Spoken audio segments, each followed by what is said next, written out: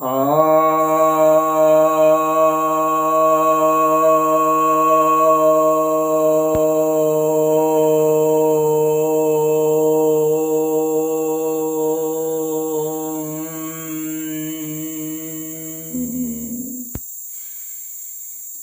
सभी भक्तजनों को सप्रेम नमन। भक्तों, आज आपकी जिज्ञासा का समाधान लेकर के आया हूँ। एक जिज्ञासा आई है कि कोई जिंदा जाता नहीं और मरा बताता नहीं, तो स्वर्ग नरक किसने खोजा। यानी जिंदा व्यक्ति तो जाता नहीं और मरा व्यक्ति तो बताता नहीं, मरा व्यक्ति तो बोलता नहीं, तो स्वर्ग नरक किसने खोजा। यानी यह जो है ये झूठ है, भ्रम है। मतलब इसका सारांश इनके पूछने का यही है। तो इस तरह के प्रश्न बहुत लोग करते हैं, जो सतही तौर पर बिना शब्द के अर्थ जाने सुन करके कहीं पर या अलंकारिक विवेचना पढ़ करके समझ लेते हैं कि ये जो है काल्पनिक है, क्योंकि ऐसा कहीं पाया नहीं जाता। और जैसे इन्होंने कहा कि जिंदा कोई जाता नहीं और मरा कोई बताता नहीं, मरा हुआ व्यक्ति कहीं बोलता नहीं, तो भाई जाना किसने।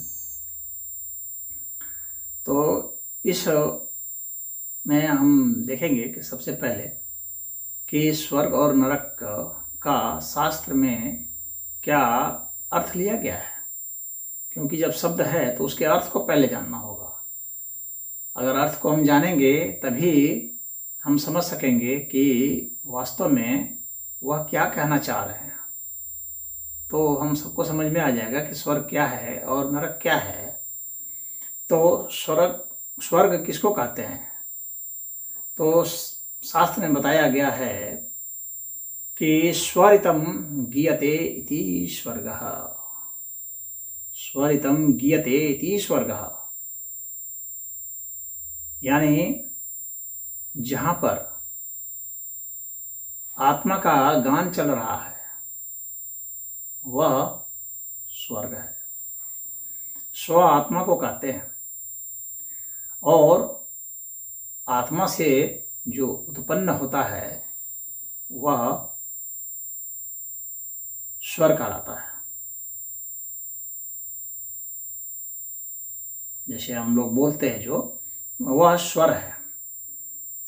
अ आ इ ई ये जो है वर्णमाला में, ये सब स्वर कहे जाते हैं। यानी ये आत्मा से उत्पन्न है और फिर इनसे उत्पन्न व्यंजन होता है, जिसमें क ख ग घ कहते हैं। तो अब यह जो है, जहाँ स्व का, आत्मा का जहाँ पर गान चल रहा है, अर्थात वह जो गीत जहाँ है उसका, यानी उसका सुखमय वाइब्रेशन जहाँ है, सुखमय कंपन जहाँ है, क्योंकि संगीत में स्वर का प्रयोग होता है, तो जहाँ सुखमय गायन है, जहाँ पर हमें सुख मिल रहा है, ऐसे को ही स्वर्ग कहा जाता है। तो मनुष्य के सुख की जो अनुभूति है वह स्वर्ग है। जितना ज़्यादा सुख उतना बड़ा स्वर्ग, उतना बेहतर श्रेष्ठ स्वर्ग। तो स्वर्ग में अब कौन जाता है यह आप समझ गए होंगे। जब आप सुख में होते हैं तो आप स्वर्ग में होते हैं, उसको स्वर्ग कहा जाता है। जब आत्म अनुभूति कर रहे होते हैं, जब अपने में रमे होते हैं, स्वयं में, और सुख अनुभूति ऐसी हो रही होती है कि आपकी आँख कान बाकी स्रोत बंद हो जाते हैं, इतना एंजॉय करते रहते हैं भीतर, अपने भीतर सुख की अनुभूति करना वह स्वर्गारोहण है। उसी को स्वर्ग में जाना कहते हैं। ग यहाँ पर जो है गाने के भी अर्थ में होता है, गी के अर्थ में, और ग जाने के भी अर्थ में होता है। आत्मा में जाने को भी स्वर्ग कहा जाता है। आत्मा में चला गया तो वह भी स्वर्ग चला गया। ग जाने के अर्थ में, स्व आत्मा के अर्थ में। और इसका जो है एक विश्लेषण वह भी होता है, स्वरितम गीयते इति स्वर्गः। तो आप समझ गए होंगे कि स्वर्ग में कौन जाता है। जो भी ध्यान में जाता है, जो भक्ति में जाता है, वह स्वयं में चला जाता है भीतर, और वह उसके लिए उसको मरना नहीं पड़ता है, और वह जिंदा ही चला जाता है उस जगह पर, क्योंकि जिंदा ही व्यक्ति अनुभूत करेगा। तो ऐसा नहीं है कि मरने के बाद कोई स्वर्ग जाता है, जिंदा ही आप स्वर्ग जाएंगे और जिंदा ही आप नरक भी जाएंगे। अब नरक किसे कहा जाता है उसको हम लोग देख लेते हैं। कहा जाता है नृणाति क्लेशम प्राप्यति इति नरकः।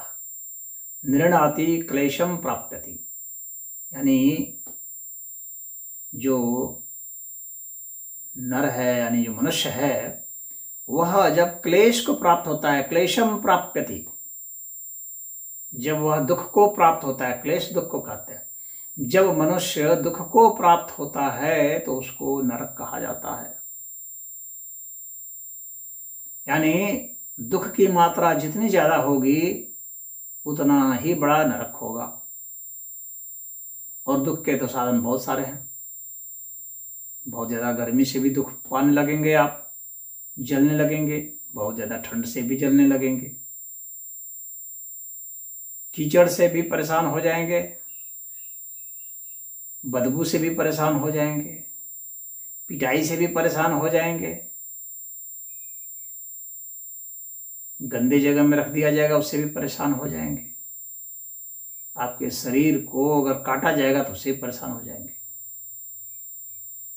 कहने का मतलब है कि तमाम तरह की विधियां जिससे कि आपको दुख हो, और भिन्न भिन्न प्रकार के दुख होते हों, तो जितने प्रकार के दुख होते हों और जितनी मात्रा में होते हों उस हिसाब से स्वर्ग या नरक है। सॉरी, स्वर्ग नहीं, नरक है। स्वर्ग में तो सुख है। तो भिन्न भिन्न प्रकार के दुखों की कल्पना की गई है, जो मनुष्यों ने भोगा है उसका लिस्टिंग किया गया है। कल्पना क्या, उसकी लिस्टिंग की गई है। तो 21 प्रकार के नरक बताए गए हैं, क्योंकि हम तो भिन्न भिन्न प्रकार के दुख झेल सकते हैं ना। तो जितने प्रकार के दुख झेल सकते हैं उसी प्रकार से नरक बता दिए गए हैं। लेकिन जो शास्त्रों का अध्ययन नहीं करते वे सोचते हैं कि ये नरक जो है कोई कल्पना है। कल्पना नहीं है, ये हमारे दुख का विस्तार है। ये हमारे दुख की सूचीबद्ध जो है विचार हैं जो कि प्रचारित किया जा रहा है कि देखो ऐसे ऐसे इस प्रकार के नरक हैं, यानी जितने प्रकार के दुख हैं। प्रेशर का दुख है, यानी दबाव बहुत बढ़ जाएगा तो प्रेशर का दुख हो जाएगा। कोई भी चीज़ बहुत ज़्यादा बढ़ जाए या घट जाए एक नॉर्मल से, तो वह दुख पैदा करेगा। तो जो संवेदना हमारा जो है दुख लाता है, जो हमारे प्रतिकूल होता है, जिसे हम पसंद नहीं करते हैं, तो उसे ही नरक कहते हैं। चाहे तापमान बढ़ जाए, चाहे दबाव बढ़ जाए, चाहे हमारी जो है नस नाड़ियों को भेद दिया जाए, बहुत ज़्यादा रोग हो जाए कोई, तो दर्द बढ़ जाएगा, दुख बढ़ जाएगा। ये ही नरक की अनुभूति हमें कराते हैं। तो नरक क्या है, इसके लिए आपको कष्ट भोगना है। जेल में चले जाते हैं, गाली सुनते हैं, मार खाते हैं, तो वो नरक है। तो तमाम तरह के नरक हैं। तो आप समझ गए होंगे कि उसके लिए मरने की आपको जरूरत नहीं है। तो मनुष्य के जो कुकर्म हैं वे उसको लौट के आते हैं तो उसको नरक की अनुभूति कराते हैं।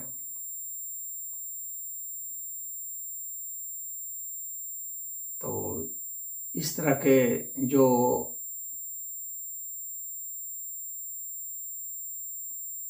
बातें हैं, इस तरह की जितनी भी बातें हैं स्वर्ग या नरक की, ये तकरीबन हर समाज में पाया जाता है। और सभी समाजों ने इसके नाम दिए हैं। तो उसमें भिन्न भिन्न मान लीजिए दंत कथाएं भी शामिल हो गई हैं, अलग अलग तरह से दृष्टांत भी शामिल हो गए हैं, क्योंकि सब मनुष्य इतना ज़्यादा दार्शनिक नहीं होता, इतना ज़्यादा व्याकरण से उसको मतलब नहीं रहता है, वह एक दृष्टांत से समझ पाता है। तो उसके लिए कथाएं भी गढ़ दी जाती हैं। तो उन कथाओं के आधार पर उनको समझाया जाता है कि देखो भैया ये स्वर्ग है, ऐसे नरक होता है। लेकिन जिसको उसके यथार्थ को जानना हो, उसको गहराई में जानना हो, तो उसको निरुक्त का, जो कि वेद को समझने का एक तरह से ग्रंथ है, निरुक्त ग्रंथ, तो उसको आश्रय लेना चाहिए। तो वहाँ से उसको पता चलेगा कि स्वर्ग क्या है और नरक क्या है। उसको यदि आप पुराणों से पढ़ने की कोशिश करेंगे या दंत कथाओं से, कहानियों से पढ़ने की कोशिश करेंगे, तो वह समझ में नहीं आएगा वास्तव में कि स्वर्ग क्या है, नरक क्या है। इसीलिए गुरुओं के पास जाया जाता है ताकि आप बात को यथार्थ समझ सकें, और नहीं तो बैठे बैठे आलोचना करते रहिए, कहते रहिए कि अरे ये झूठ है, ये गलत है, अफवाह है, किसी ने देखा, हाँ ये ठगने के लिए बना दिया गया है। ठगने के लिए दुख थोड़ी बनाया गया, दुख तो आपको होता ही है, दुख का कैटेगराइजेशन किया गया। तो इसमें इतना ही। हरि ओम।